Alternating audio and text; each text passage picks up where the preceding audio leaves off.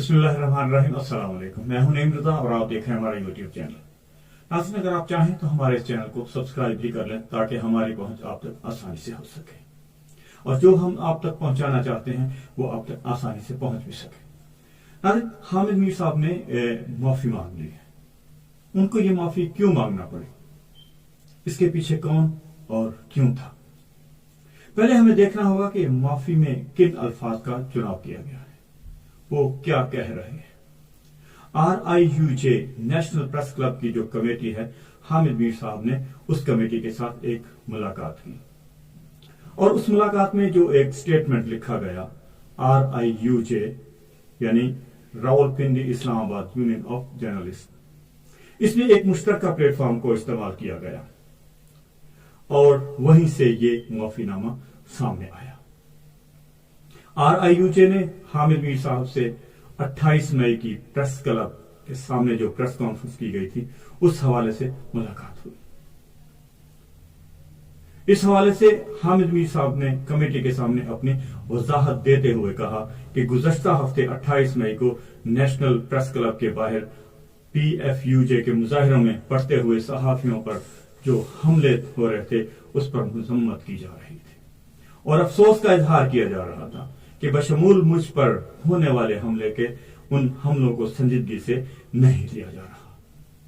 नाज़रीन, यहां पर मामला शुरू होता है और हामिद मीर साहब कहते हैं कि मुझ पर होने वाले हमले, मामला दरअसल यहां से शुरू होता है। दरअसल यहां से तो मामला शुरू हुआ, कुछ अरसा पहले फौजी क़यादत की एक मुलाकात हुई 20-25 सहाफियों के साथ।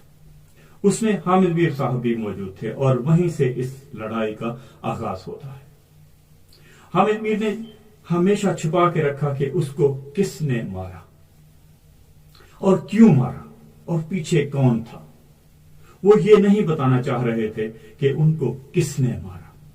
वो चाहते थे कि इसका इल्जाम हमेशा ISI और फौजी अदारों के ऊपर यानी कौमी सलामती के इदारों पर लगा रहे। लेकिन इस मुलाकात में 20-25 सहाफी भी मौजूद थे जिनकी मौजूदगी में हामिद मीर साहब को कहा गया कि आप उनको बताते क्यों नहीं कि आपको किसने मारा। ये फौजी क़यादत ने हामिद मीर को कहा कि आप बताते क्यों नहीं कि आपको किसने मारा, आप नाम क्यों नहीं लेते, आपको पता है आपको किसने मारा। फिर उन्होंने नाम लिया, एक मेंगल है जिसने कातलाना हमला किया। हामिद मीर का उनसे क्या ताल्लुक है सबको पता है। हामिद मीर साहब को जब फौजी क़यादत ने तमाम सहाफियों की मौजूदगी में यह कहा तो ये हवास पाख्ता हो गए और वो परेशान हो गए कि जिस बात को वो सबसे छुपा के रखना चाहते थे या छुपा के रखा हुआ था आज तक, सबके सामने उनकी पोल खोल दी गई है। हामिद मीर तो चाहते थे कि उनका एक प्रेशर बना रहे। वो चाहते थे कि फौज और ISI के ऊपर उनका एक प्रेशर बना रहे और दुनिया में भी वो अपने आप को मजलूम दिखाते रहे।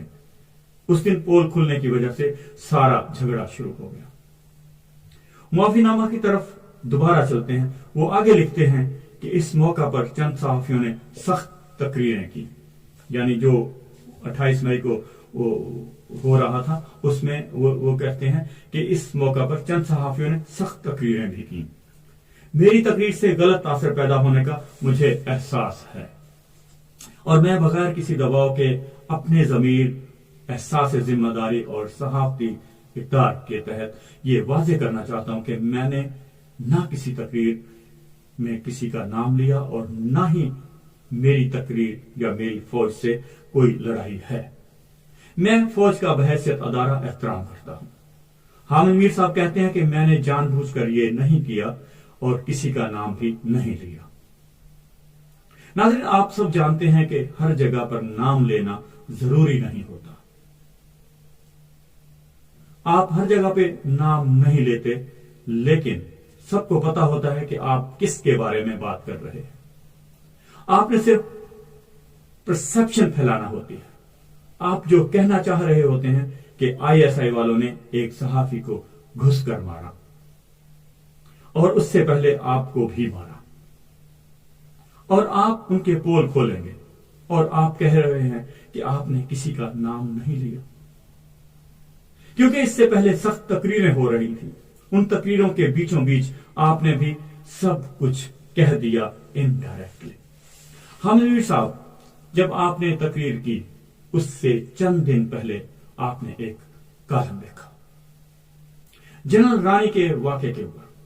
یہ ایک سیاہ باب ہے پاکستانی فوج کی تاریخ کا، اس میں کوئی شک نہیں، کوئی دوسری رائے نہیں۔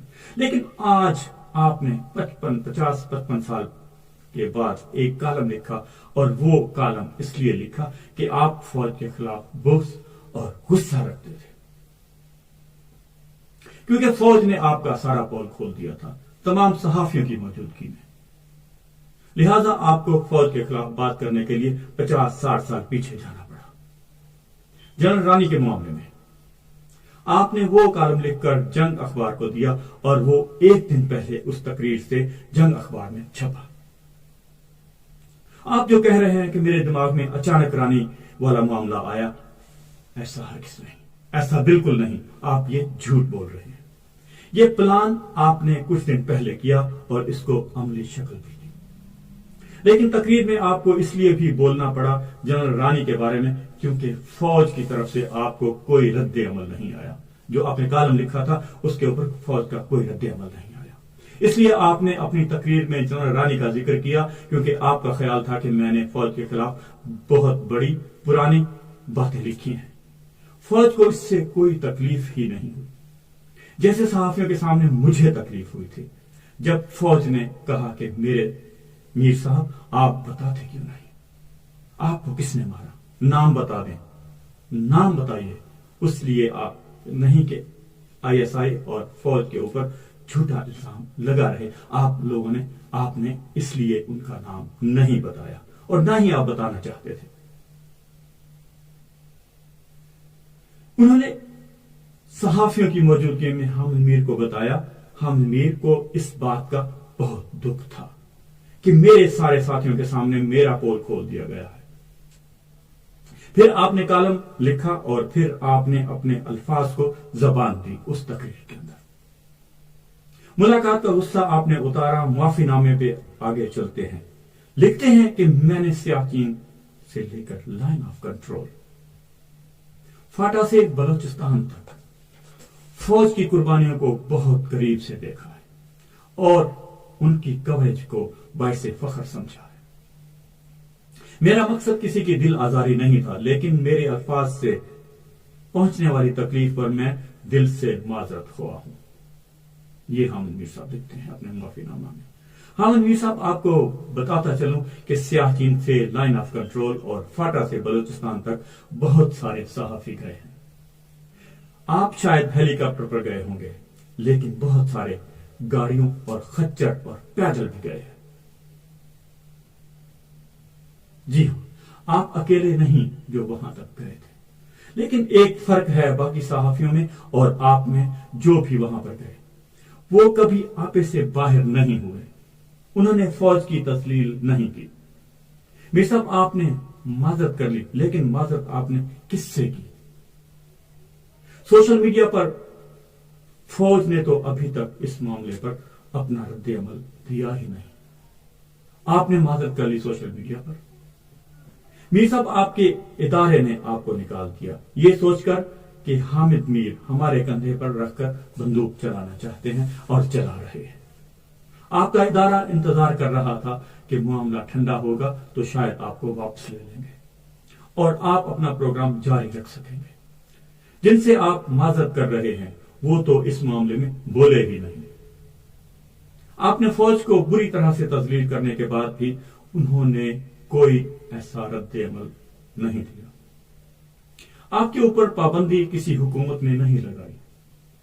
اس سے زیادہ آپ کو آزادی اظہار رائے کیا ہوگی کہ آپ سرے عام فوجی قیادت کے گھروں کی باتیں کریں، ان کی تذلیل کریں، ایسا تاثر پیدا کریں کہ فوج گھروں میں گھس کر صحافیوں کو مار رہی ہے، اور اس کے باوجود وہ آپ کو کچھ نہ کہیں۔ آپ خود ہی اپنے معاملات طے کر کے معافی مانگ لے یا معافی لکھ کے اپنے ادارے کے ذریعے واپس آ جائیں اور فوج پھر بھی نہ بولے۔ جی ہاں ناظرین، اور فوج پھر بھی نہ بولے اسی بیچ میں، تو پھر یہ تو آزادی اظہار رائے کی بہت بڑی کامیابی ہے۔ اس کے آگے میر صاحب حکومت سے اپیل کرتے ہیں کہ صحافیوں پر حملوں کو رکوایا جائے۔ یہ اب حکومت کے سامنے انہوں نے ایک اپیل رکھی ہے۔ وہ کہتے ہیں کہ صحافیوں کے اوپر جو حملے ہو رہے ہیں اس کو رکوایا جائے اور ذمہ داروں کو گرفتار کر کے قانون کے کٹہرے میں لایا جائے۔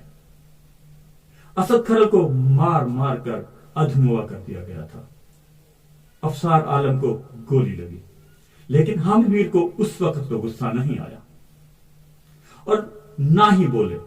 بہگیا ٹاؤن میں صحافیوں کو ڈنڈوں سے مارا، گٹر کے پانی میں غوطے دیے۔